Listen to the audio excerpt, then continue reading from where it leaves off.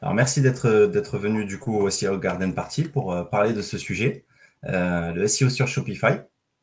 Et donc, moi qui suis spécialisé avec l'agence Calis sur ce CMS en particulier, il y a vraiment des techniques très intéressantes à voir et on va les approfondir ensemble.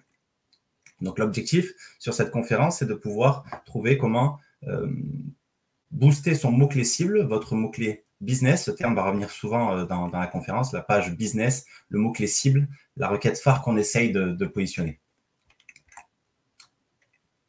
Alors, quelques mots sur moi. Donc, j'ai commencé dans le domaine du commerce physique en apprenant pendant 3 ans dans le commerce les techniques de vente. Et ensuite, je me suis orienté vers le management, donc plutôt la gestion. Et enfin, j'ai vu que pour travailler dans les magasins, ça allait pas être vraiment mon truc. Alors du coup, je me suis spécialisé sur le e-commerce avec déjà une vision du futur qui était grandissante. Et j'ai eu de la chance vraiment d'être intégré par le directeur de l'agence Digimood, Julien Ringard, qui connaissait Paul et qui m'a fait rentrer chez SEO Hacker. Donc merci beaucoup à Paul de m'avoir appris tout ça. J'ai beaucoup aimé apprendre de lui, son spirit et sa vision des choses. Hein. C'était une bonne mise en situation, un bon conditionnement pour le futur. Et ensuite, en déménageant sur Montpellier, j'ai eu la chance de rencontrer aussi Abdel, connu aussi sous le nom de Abdel Webseller, Monsieur Shopify, qui m'a appris vraiment beaucoup de choses sur Shopify et qui m'a donné l'envie de m'investir davantage sur ce CMS. Donc, depuis quelques années, j'ai créé l'agence Calis et du coup, on est spécialisé uniquement en SEO sur Shopify et on a pour mission d'approfondir pleinement le CMS, de créer des outils dans l'avenir et de démystifier surtout ce CMS comme on va faire aujourd'hui. Donc, passons tout de suite à l'objectif de la stratégie. Donc, premièrement, dans une stratégie, hein, on se rappelle, hein, la technique, le contenu, la popularité. Pour moi, les actions les plus importantes dans la technique, c'est de mettre en avant la page business, le mot-clé cible, dans la structure pour lui faire gagner du PageRank. C'est une façon de lui donner plus de puissance à cette page pour qu'elle réussisse à performer. Mais tout ce sujet-là, la partie technique, je l'ai déjà beaucoup approfondi sur le site et dans d'autres conférences que vous pouvez retrouver sur YouTube, sur la chaîne Calis. Donc, le sujet plutôt aujourd'hui, ça sera sur la partie contenu. Donc, trouver toutes les requêtes secondaires à cibler autour de notre mot-clé cible, toutes les catégories et sujets secondaires qui vont être pertinents à traiter pour pousser notre mot-clé cible. Il y en a beaucoup qui connaissent aussi ça sous le terme de cocon sémantique. C'est plus spécifique, plus approfondi, mais ça ressemble à ça. Et enfin, la troisième partie d'une bonne stratégie réussie, c'est de mettre une couche de netlinking. C'est la cerise sur le gâteau. Mais ça ne sera pas aussi le sujet cette semaine de la conférence. On verra ça la semaine prochaine dans un live avec un invité de marque sur notre chaîne Calis. Alors, pour parler de process, voilà pour moi sur Shopify dans le e-commerce pour pousser des requêtes vraiment concurrentielles en haut des SERP, les actions les plus héroïstes. Premièrement, donc d'optimiser le PageRank comme je vous ai dit. Ensuite, d'étendre l'arborescence donc autour des sujets que peut-être vous avez manqué, vous n'avez pas encore traité. Ensuite, de créer tout ce contenu pour vos pages, parce que si on crée beaucoup de nouvelles collections, il faut du contenu, donc on montrera une stratégie pour ça. D'optimiser le on-site, hein, c'est indispensable d'optimiser toutes les balises importantes sur le référencement naturel. Et ensuite, stratégie netlinking, indispensable en passant par Linksgarden. Pardon. Donc, première étape, d'optimiser le PageRank. Donc, vous connaissez peut-être le terme du PageRank. Il est souvent associé à une bouteille remplie de jus. C'est la puissance de tout votre site. Mais plus vous branchez pardon, j'ai un message qui m'a perturbé. Plus, voilà, ça craint pas, ok. Plus vous branchez de tuyaux sur cette bouteille, c'est-à-dire plus vous branchez de pages à votre site, plus vous allez diluer ce jus. Donc, vous avez un PageRank de 100, mais plus vous faites de pages, plus vous diluez ce PageRank, vous le divisez par le nombre de pages. Donc, notre intérêt pour nous, c'est de limiter le nombre de pages qui sont inutiles pour Google pour vraiment favoriser les pages business. Et d'ailleurs, j'ai sorti un extrait de la documentation de Google de mars 2024 qui dit que vraiment, un site qui a beaucoup de contenu inutile tire tout le reste vers le bas. Donc, il faut améliorer les performances. Également, cette note qui nous vient de l'agence, de pouvoir réaliser un audit de trafic au moins une fois par an pour voir qu'est-ce qui fonctionne, qu'est-ce qui ne fonctionne pas sur notre site et de l'optimiser. Donc, pourquoi c'est un obstacle le PageRank dans Shopify? Parce qu'en fait, on a beaucoup de pages qui sont générées à la volée par le CMS lui-même. On a des pages qui ne sont pas forcément une volonté d'être mises en avant, mais elles existent et Google les crawl. Et des fois, il en crawl beaucoup, beaucoup, beaucoup.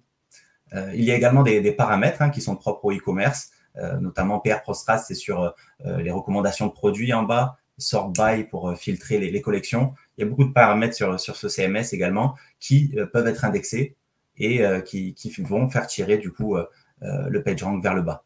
Donc, sur cette partie-là, qui est plutôt technique, on a donné beaucoup de conseils sur le blog. Donc, vous allez sur Calis, puis sur SEO Shopify, et vous trouverez toutes les solutions.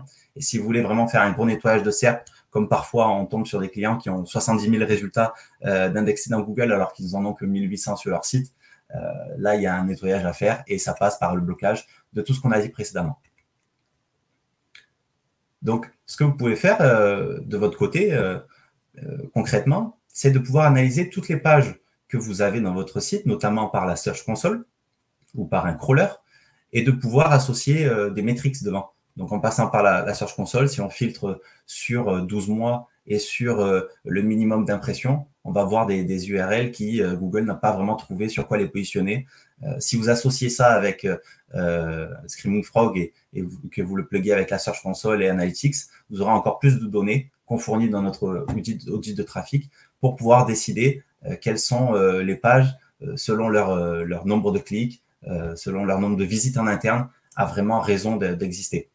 Et donc, n'oubliez pas surtout de faire un tour des collections, des blogs, des pages qui sont plus à jour, comme voilà des articles de 2023 ou d'autres URL qui peuvent être utiles pour l'internaute, mais qui ne sont pas intéressantes pour Google. Et dans ce cas-là, on va les désindexer pour les laisser quand même sur le site visible à l'internaute, ou on peut aussi les archiver. Quand on ne peut pas supprimer une page sur CMS, on a l'option de l'archiver qui est très intéressante. Donc, voilà un exemple d'audit de trafic. Si vous voulez tirer, si vous voulez pousser un peu plus loin la recherche, on va réaliser un audit de trafic comme ça avec beaucoup plus de stats et vous faire des recommandations sur ce qu'il y a à faire dans chaque page de votre site. Il faut bien s'hydrater. Donc, ce qui est important aussi, c'est de voir ce que Google voit. Les SEO, on veut se mettre à la place de Google et Google, il ne voit pas forcément comme les internautes. Donc, quand on se met en version texte, on voit qu'il y a plusieurs choses que Google crawl et qu'on n'avait pas vues. Pour optimiser encore plus le PageRank, il faut vraiment limiter l'accès à ces pages-là. Et ça doit être fait, cette analyse, sur les 4 types de pages: accueil, collection, produit, blog. Donc, on avait l'habitude de faire un bon cache de points pour voir ça. Actuellement, il me semble que ça a été caché. Donc, il faut utiliser d'autres moyens. Une fois qu'on a vu les choses à retirer, sur l'exemple de droite, par exemple, ignorer et passer au contenu, c'est dans le code, c'est une ligne de code qui n'a pas d'intérêt, elle peut être supprimée. Connectez-vous, connexion, panier, mon compte, aide, contact, etc. L'intérêt est de voir si on peut diminuer le nombre de pages, parfois regrouper certaines pages, ou alors si elles ont un intérêt pour l'internaute, souvent elles sont là parce qu'elles ont un intérêt, et on peut les désindexer ou idéalement les obfusquer. Donc, voilà les résultats d'optimisation de PageRank. Juste cette action-là de réduire au maximum le nombre de pages inutiles a donné d'excellents résultats sur l'un de nos clients qui a tout de suite vu un boost de ses pages puissantes et de ses pages importantes, gagner des positions, donc gagner du trafic. Et également, l'optimisation de ce budget de crawl, on appelle ça, de réduire les pages inutiles, vous aidera Google à crawler davantage votre site et de l'indexer plus rapidement. Voilà pour cette partie qui était technique, mais elle n'était pas la plus importante pour cette conférence d'aujourd'hui. Même si, voilà, on se rappelle bien, la première action qui pour moi est la plus héroïste, c'est celle de augmenter le PageRank des pages business, donc de réduire celle des pages inutiles. Cette fois-ci, voyons comment augmenter le nombre de pages autour de votre mot-clé cible. Alors, si vous voulez vous positionner sur la requête générique canapé, est-ce que vous n'aurez pas oublié certaines pages? Ça peut être le cas et ça peut être analysé. On va montrer comment le faire. On voit qu'en fait, en ciblant toutes les requêtes autour de votre mot-clé cible, vous allez donner de l'autorité, de la pertinence sémantique à votre site. Et si toutes ces pages secondaires qui sont souvent plus faciles à se positionner, vous êtes premier dessus, vous êtes pour Google pertinent à vous positionner premier également sur la requête canapé. Et donc voilà comment on va booster votre page cible. Et d'ailleurs, le nombre de recherches est bien supérieur quand on cible toutes les requêtes qui sont liées. Alors, voilà l'objectif, c'est d'augmenter ce PageRank thématique de votre page business pour une meilleure visibilité. PageRank thématique, donc un petit point là-dessus, c'est le fait de pouvoir cibler toutes les requêtes qui sont autour de votre requête cible. Donc, si vous êtes le spécialiste du canapé, pour Google, c'est pertinent que vous êtes également, vous proposez également des canapés d'angle, des canapés convertibles, etc. Et tout ça augmente la popularité, le PageRank thématique de votre site. Donc, nous, notre objectif, c'est de pouvoir repérer rapidement toutes les pages qui sont à créer autour de notre mot-clé cible. Et on va gagner du temps en s'aidant de l'IA pour créer certains contenus de façon massive. Voilà, tout en cherchant à optimiser la qualité et ensuite, dans un second temps, d'avoir une passe humaine pour l'optimiser davantage. Donc, rentrons dans le vif du sujet. Il y a un excellent outil que SEMrush a sorti très récemment, le Keyword Strategy Builder, qui permet, en partant d'un mot-clé cible, et pour notre exemple, on va utiliser le mot-clé shampoing, de pouvoir trouver du coup tous ces sujets secondaires. On peut en envoyer jusqu'à 5 de mots-clés. Donc là, j'ai ajouté quelques mots-clés qui étaient proches de mon mot-clé principal. Donc, il va générer une super arborescence comme ça, catégorie sous catégorie, triée sous forme par intérêt, avec beaucoup de données. Mais pour l'instant, là, visuellement comme ça, il n'est pas exploitable. Il va falloir l'exporter et faire un petit peu du tri. Donc voilà, une fois exporté, on a un tableau qui contient beaucoup d'informations intéressantes. Et merci à SEMrush d'avoir intégré toutes ces données. En fait, ils ont du coup mis des mots-clés sous forme de groupe. Donc déjà, ils ont fait gagner du temps sur la cannibalisation des mots-clés. Le volume total de ce groupe de mots-clés. Les intentions de recherche, qu'elles soient informationnelles, commerciales, va nous aider à comprendre quel type de page on doit proposer à notre client. Un scrap de la SERP, donc nous sortir quels sont les 10 sites qui se positionnent sur ce mot-clé. Et davantage d'informations encore. Alors nous, on veut exporter ce tableau et on veut l'exploiter avec ChatGPT. Alors il y a un prompt qui sera donné dans un document secondaire, donc ça va vous être envoyé, je pense, par la suite. Donc dedans, il y a une liste de prompts dont d'ailleurs je parle dans cette conférence et que vous retrouverez dans ce fichier. Donc avec ce tableau, on va l'envoyer dans ChatGPT et lui demander de nous générer une arborescence sous format Markdown, donc en respectant la structure précédente qu'on avait vue ici, de respecter cette structure-là et de nous créer une arborescence, une structure en format Markdown. Et ce format Markdown peut être envoyé dans l'outil Xmine qui génère des arborescences visuelles qu'on va voir après. Et cet outil a l'avantage d'être gratuit.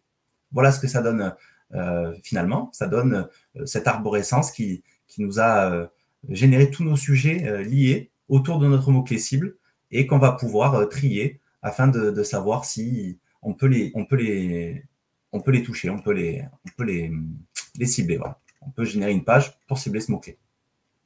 Alors, ce qui est important de savoir aussi, c'est si on a déjà une page qui se positionne sur ce mot-clé, pour ne pas faire le travail 2 fois. Donc là, on va pouvoir utiliser l'export de SEMrush qui propose les colonnes des 10 URL qui se positionnent sur ce mot-clé.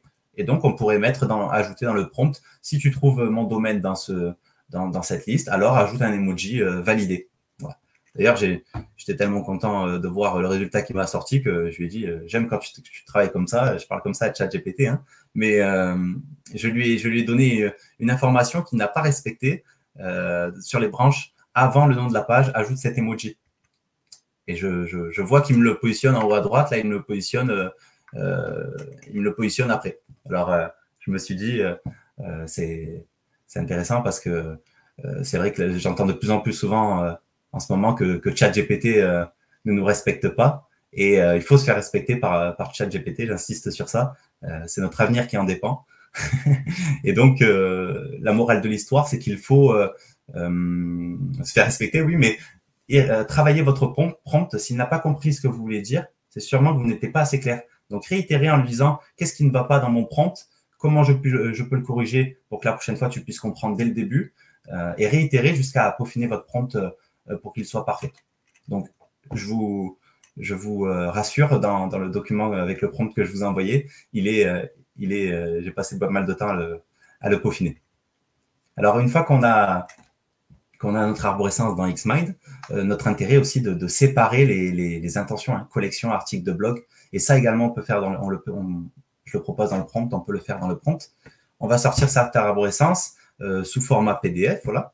Et du coup, là, il y a votre touche. Vous devez passer sur ce document pour nettoyer les pages, celles qui n'ont pas trop de pertinence, celles qui n'ont pas intérêt, vous n'avez pas intérêt à cibler. Il faut que vous fassiez le tour, pardon, et que vous travaillez cette structure.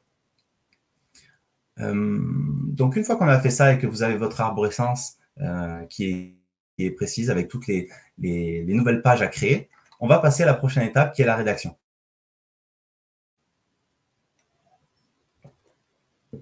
Pour approfondir davantage la recherche de mots-clés, parce que SEMrush est très bien, mais n'est peut-être pas parfait. Il y a encore d'autres termes à rechercher. Il y a d'excellents outils qui fournissent d'autres informations. J'aime beaucoup l'onglet recherche des mots-clés que les concurrents ont, mais que vous n'avez pas sur Alloscan. Il y a une super vidéo sur leur page d'accueil. Et également, il y a une astuce qui est très intéressante, c'est sur les plateformes netlinking. Quand vous avez un onglet page positionnée et que vous mettez votre mot-clé à cibler dans ces pages positionnées, il vous sort un tas de sites qui se positionnent sur des mots-clés avec les pages. Alors, si eux, ils ont réussi à se positionner, pourquoi pas vous? Donc, on va exporter tous ces mots-clés et on va aller checker si nous, on est positionné dessus. Pour Alloscan, il y a un workflow que je vais présenter cette semaine. Il y a la vidéo qui est en préparation pour montrer comment, avec Alloscan, vous pouvez récupérer les mots-clés des concurrents. Il y a un workflow qui est très bien sur la page d'accueil, comme je vous ai dit. Bon, on peut aller encore plus loin pour réaliser vraiment une étude de mots-clés très personnalisée.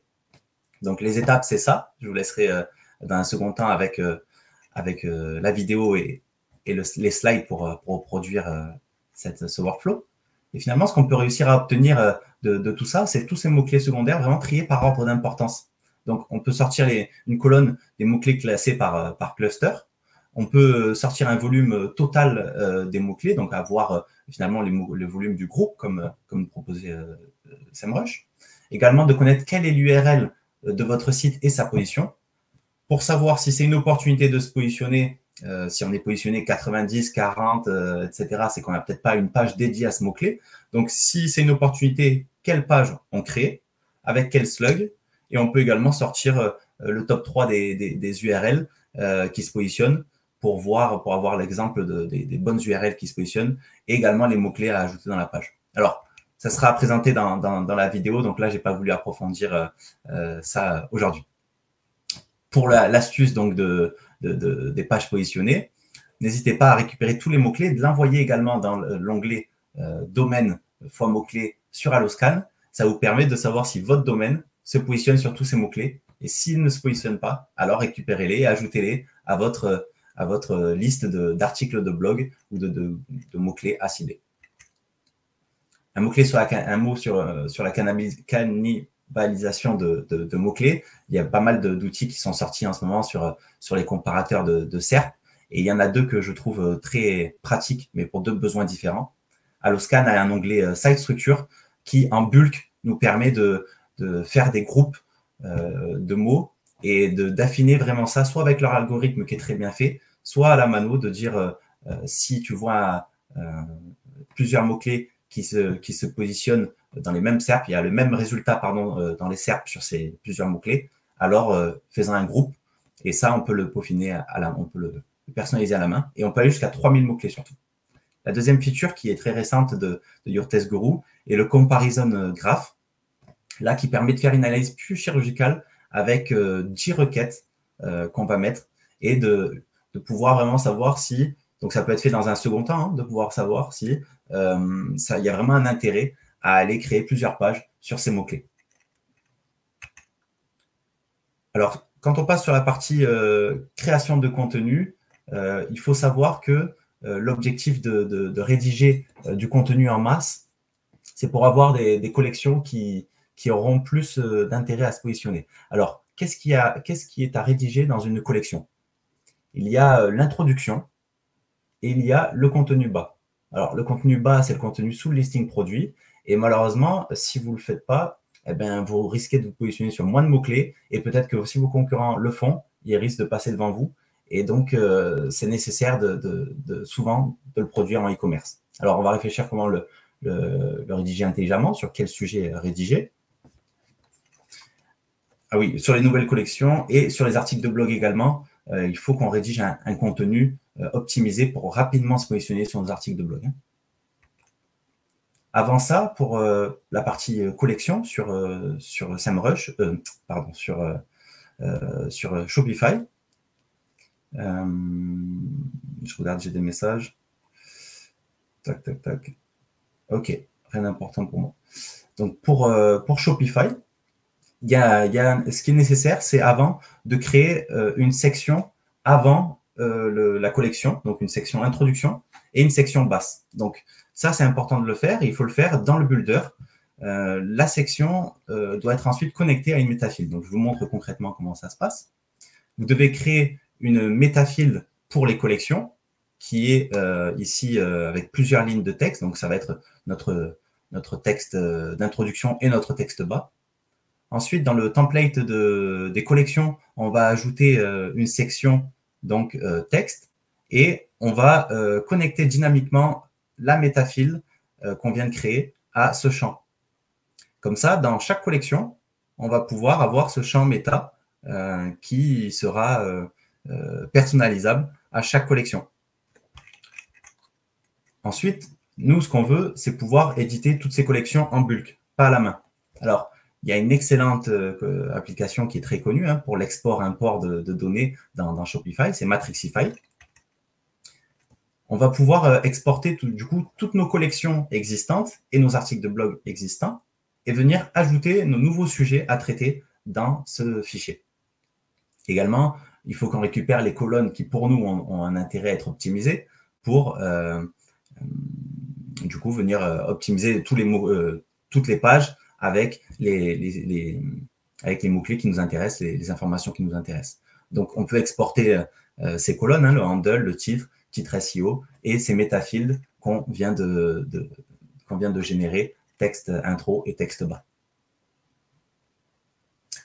Ensuite, avec ChatGPT, on va pouvoir venir lui envoyer cet export Matrixify et notre précédente arborescence qui va nous permettre de remplir ce tableau à réimporter ensuite dans notre boutique de façon automatique.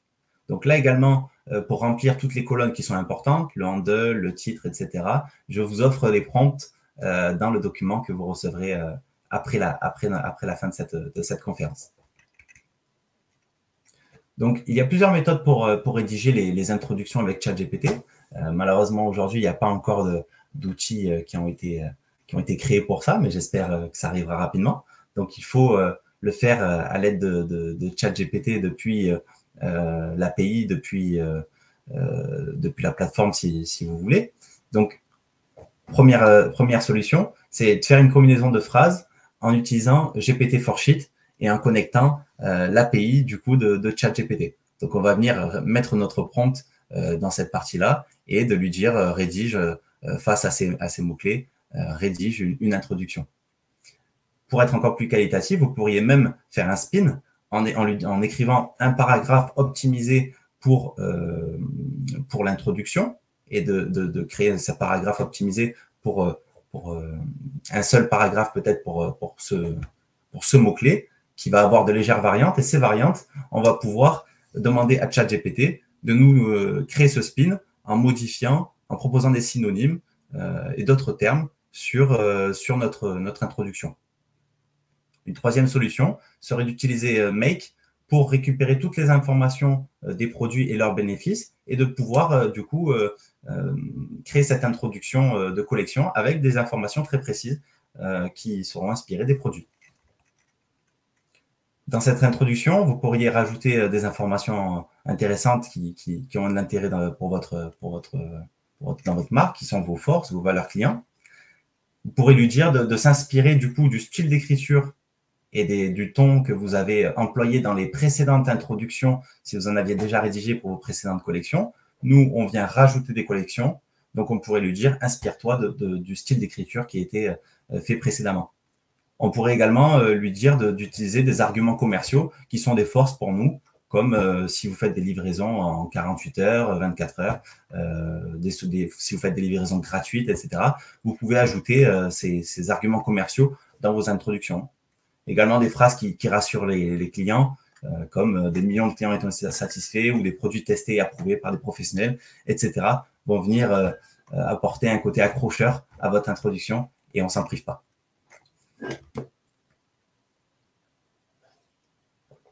Pour le contenu bas, il y a une méthode qui est excellente et qui est faite par qui est un combo de ChatGPT avec Screaming Frog, la nouvelle version à partir de la version 20 et sa fonctionnalité de CustomJS, ainsi que l'outil People Also Ask qui récupère les PAA, ces autres questions qu'on voit fréquemment dans la SERP. C'est une excellente manière, en traitant ces questions, de se positionner sur une requête générique. Donc, dans vos collections, il y a un tuto qu'on a présenté sur notre site qui vous permet de mettre ça en place, c'est-à-dire d'aller scraper ces PA, de reformuler les questions et de les intégrer dans votre métafile de bas sur vos collections. Si vous voulez comment présenter ce contenu-là, est-ce qu'on le présente comme Google sous forme d'accordéon ou est-ce qu'on le présente avec le texte visible? Il y a une étude de cas qui a été réalisée sur le fait que le texte caché est moins pertinent que le texte visible. Et donc, à vous de voir si vous souhaitez peut-être afficher le contenu du premier onglet de l'accordéon ou si vous souhaitez afficher tout et peut-être de façon avec du CSS faire quelque chose de propre pour ne pas gêner l'internaute, même si c'est vrai que le texte bas n'est pas souvent lu par les internautes. En tout cas, pour Google, tout cet apport de sémantique et tous ces sujets qui ont été traités vous rendent pertinent à vous positionner. Également, une méthode un peu plus simple, hein, si on ne veut pas passer par ces outils précédemment, cette fonctionnalité qui est un peu complexe quand même avec Screaming Frog et qui nécessite plusieurs outils. Il y a TextBulker qui permet de faire vraiment du contenu de qualité, autant pour vos catégories que vos articles de blog, et de manière très simple. Hein. On va importer notre liste de mots-clés dans l'outil. On pourrait lancer comme ça parce que l'algorithme était déjà très bien fait, ou on pourrait également peaufiner un peu plus notre brief en lui donnant davantage d'informations, comme peut-être les sous-titres qui nous intéressent vraiment à traiter, les mots-clés qui sont vraiment pertinents pour nous, les articles des concurrents qui sont pour nous les leaders dans ce domaine, qui sont vraiment importants. Ça, c'est dans l'algorithme Magic Source uniquement. Si on veut donner ces articles, ces URL, il faut utiliser l'algorithme Magic Source. Voilà, on pourrait donner beaucoup d'informations afin de récupérer tous ces textes. Et une fois que l'outil a généré tous ces textes, on va faire simplement un export CSV et on va aller coller le contenu de ces textes rédigés dans notre colonne sur Matrixify qui correspond au texte bas.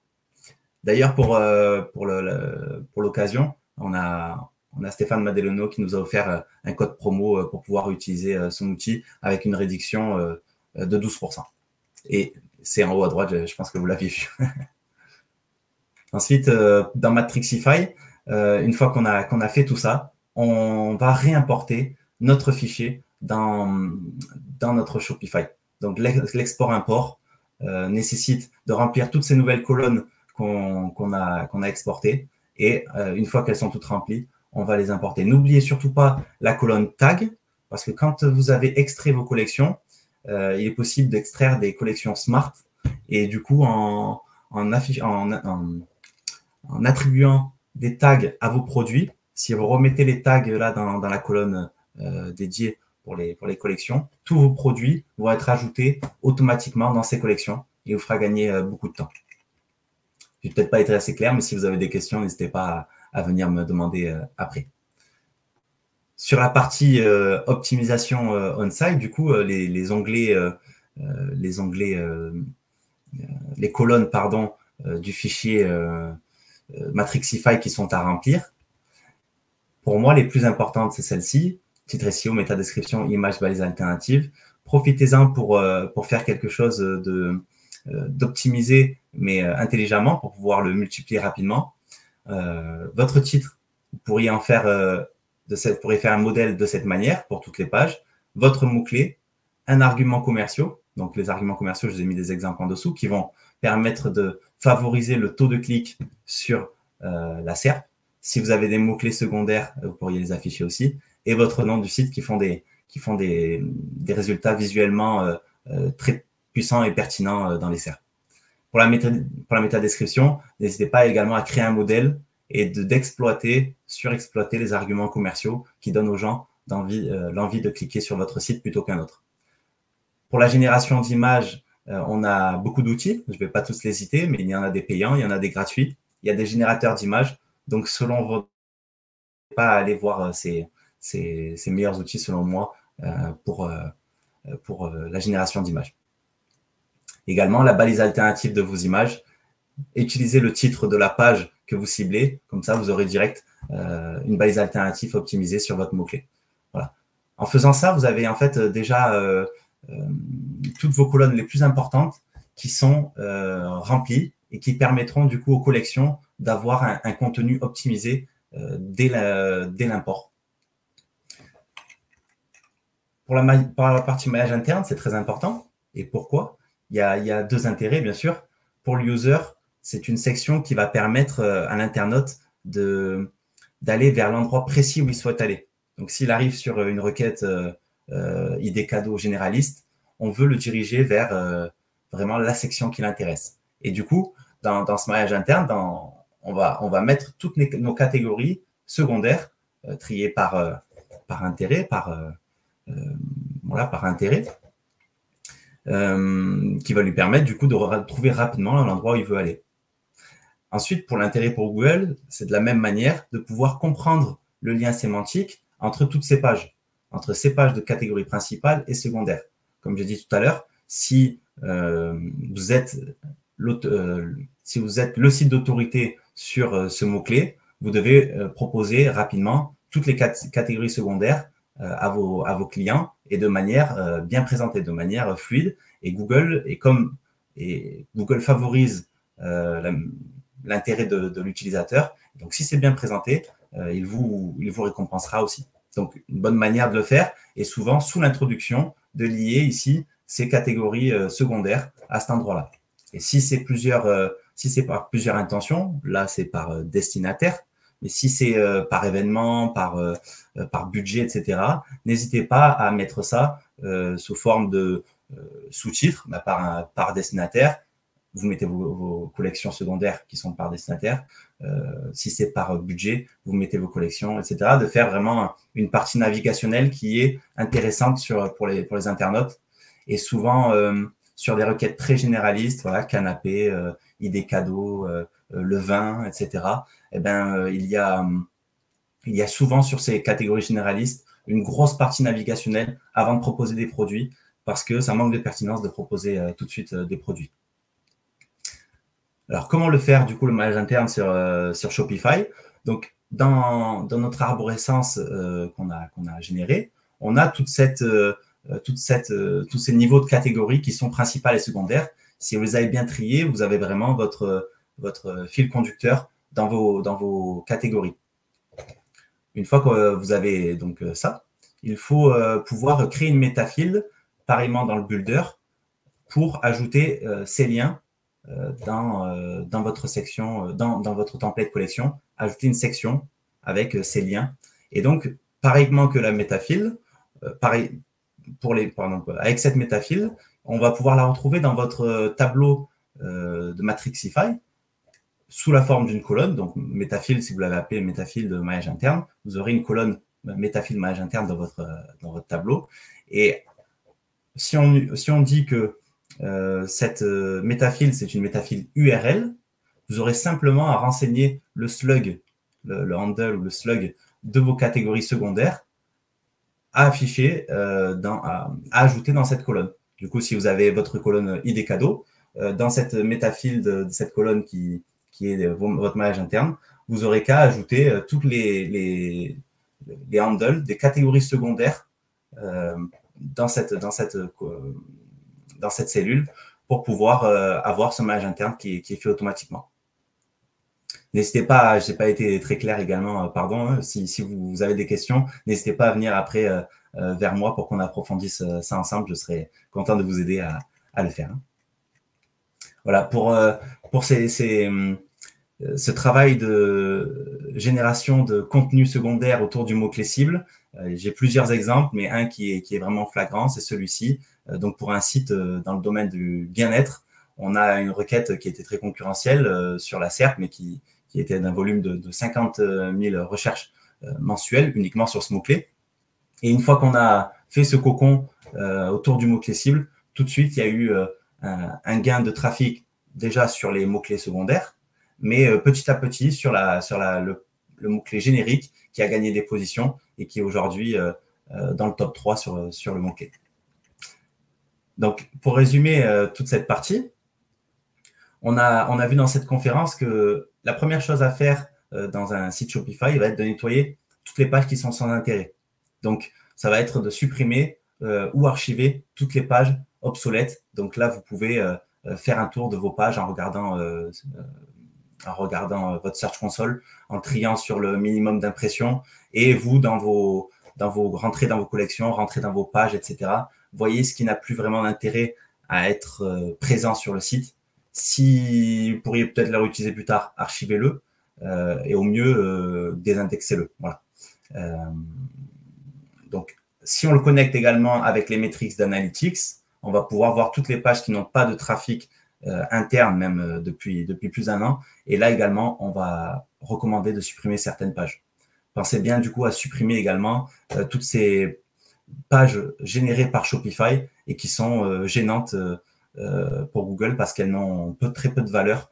Et donc, vous avez un maximum de code sur notre blog de Calis. Également pour l'audit, j'en ai parlé un petit peu, audit de trafic, une fois par an idéalement, et on va vraiment peaufiner toutes nos pages pour voir si elles ont vraiment un intérêt à se positionner sur un mot-clé et qu'elles sont bien optimisées. Également de regarder la structure telle que la voit Google. Il y a beaucoup de pages qui ne sont pas intéressantes pour lui. On va les obfusquer et comme ça on les laisse navigables par l'internaute. Là, il y a une manque de logique. 1, 2, 4, 5, 6, ok. C'est pas grave. On a vu ensuite sur l'arborescence qu'il faut générer une arborescence étendue autour de notre mot-clé cible pour aller viser toutes les requêtes secondaires. Peut-être les concurrents les ont, nous on les a pas. Et donc, il faut qu'on gagne de la pertinence pour Google à les avoir également. On va structurer tout ça avec du maillage interne. Toutes les catégories secondaires seront liées à la catégorie principale et ça permettra d'augmenter la pertinence de notre catégorie principale. Et on a vu que on pouvait optimiser le contenu en utilisant l'IA pour générer dans une première partie tout ce contenu qui est nécessaire. Et ce qui peut être fait dans un second temps, c'est d'optimiser les pages qui performent le plus en suivant les résultats dans la Search Console et d'autres outils. On va pouvoir voir les pages qui performent le plus, qui commencent à marcher, et on fait une passe humaine derrière pour venir peaufiner le contenu de ces pages-là et apporter encore plus de valeur à ces pages.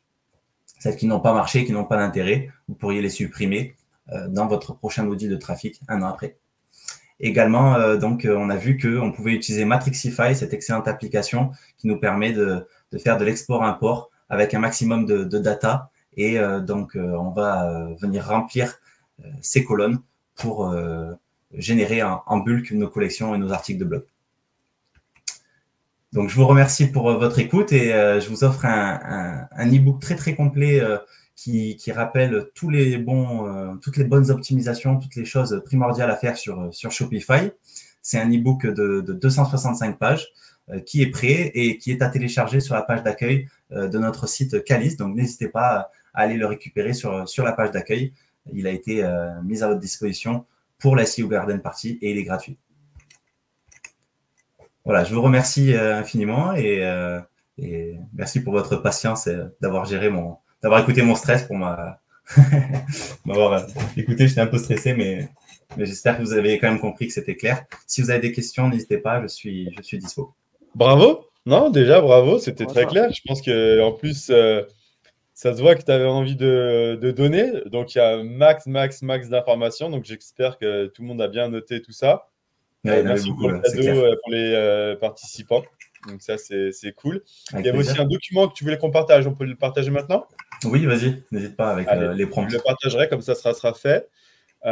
Pour la question, je vais aller directement sur une question qui me semble assez pertinente et peut-être la poser autrement par contre. Ok.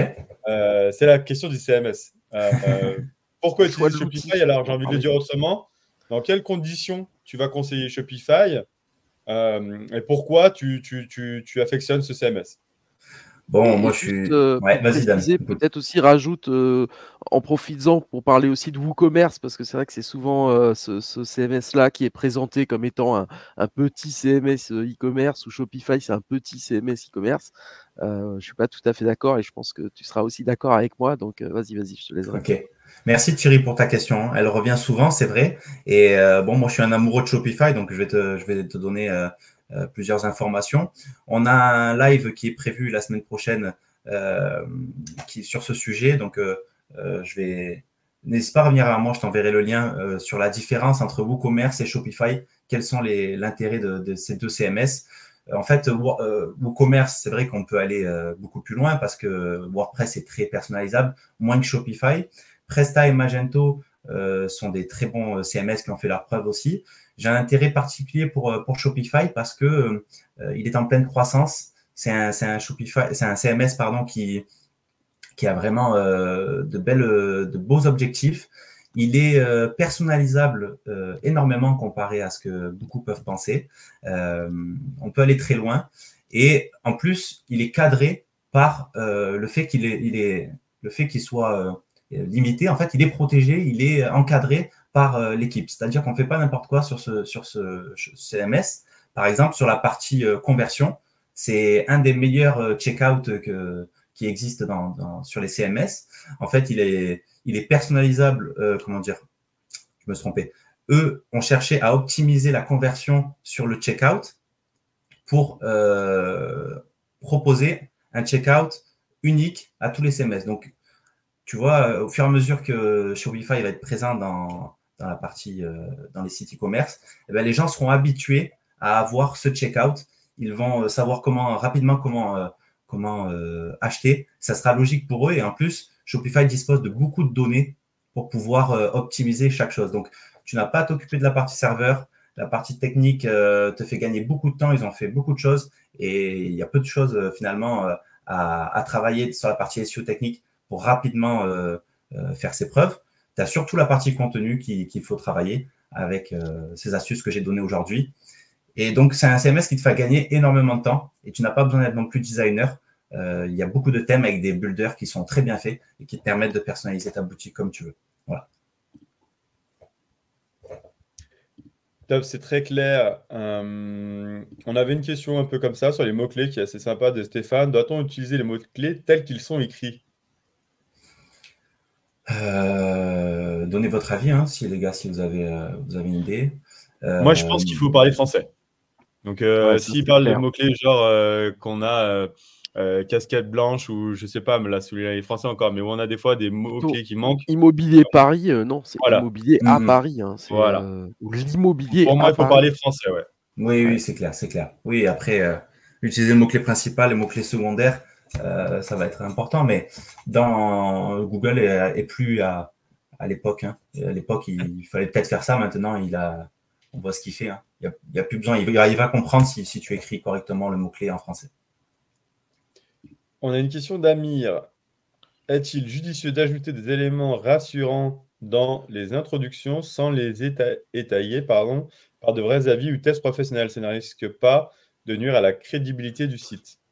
Sur l'e-commerce, tu dois le savoir, Amir, c'est très important la partie réassurance. Et donc, tous ces avis que tu as reçus, les plateformes avec qui tu travailles, etc., sont à mettre en avant dans tes pages.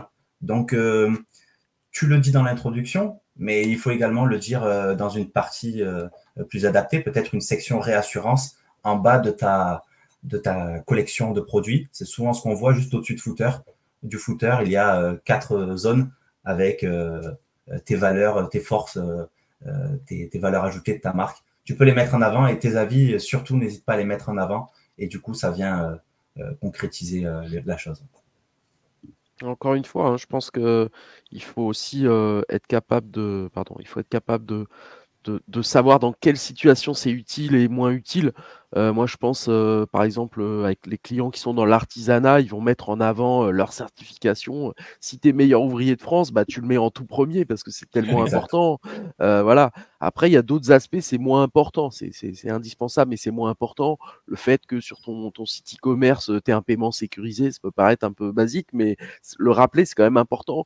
On n'oublie pas qu'il y a des personnes qui achètent sur les sites internet, ne sont pas tous des spécialistes du marketing ou du web. Et pour eux, s'ils n'ont pas le petit logo CB, bah, ça peut leur faire un peu peur. Donc voilà, il faut aussi les fondamentaux, pas oublier le support. Vous pouvez nous appeler H24. Voilà, ça, c'est des éléments de réassurance. Habituellement, ils sont un petit peu en bas parce que c'est vrai qu'on se dit que c'est pas très important.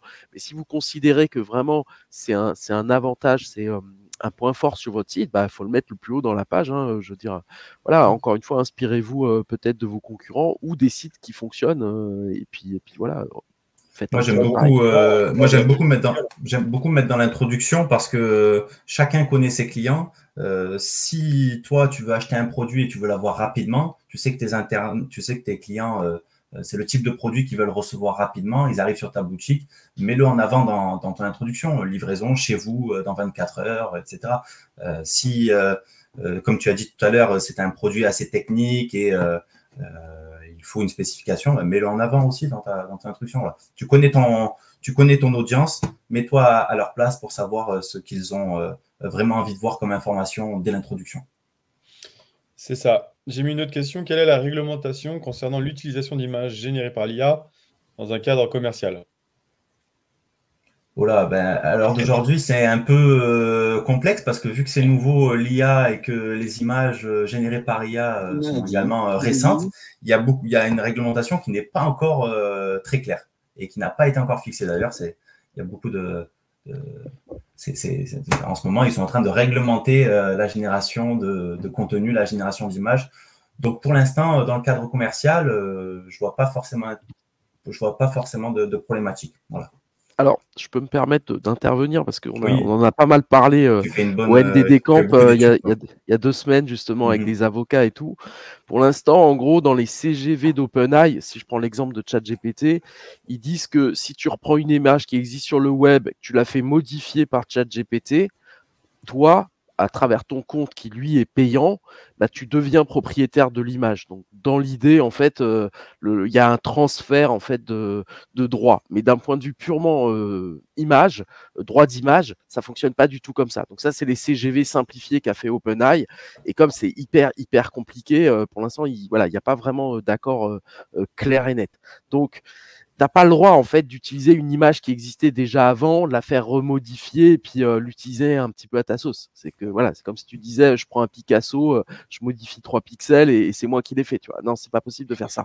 Donc il y a toute proportion gardée.